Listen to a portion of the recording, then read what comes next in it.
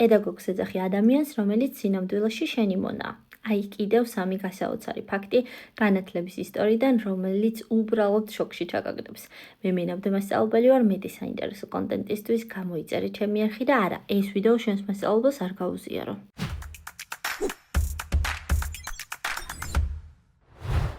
ძველ საბერძნეთში სიტყვა პედაგოგი მასწავლებელს კი არ ნიშნავდა, არამედ მონას, რომელსაც ევალებოდა ბავშვის სკოლაში მიყვანა, მისი ნივთების ტარება და ქცევის კონტროლი. ნამდვილ მასწავლებელს დიდასკალოსი ერქვა. 17 საუკუნემდე, სანამ ქაღალდი გაიაფდებოდა, ბავშვები კითხვას რქის წიგნებით სწავლობდნენ.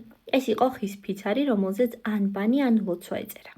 ზემოდან საქონლის რქისგან დამზადებული თხელი, გამჭვირვალე ფირფიტა ჰქონდა გადაკრული, რათა ქაღალდი ბავშვის ნერწყვისა და ჭუჭყიანი ხელებისგან დაეცვათ. საბჭოთა კავშირის ადრეულ სკოლებში კალიგრაფიას უდიდესი ყურადღება ექცეოდა.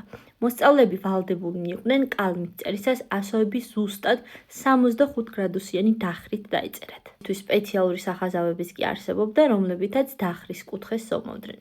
რომელმა უფრო გაგაკვირვა მონა პედაგოგმა თუ რქისგან დამზადებულმა წიგნმა, დამიწერე კომენტარებში, მეტი საინტერესო კონტენტისთვის კი გამომიწერე.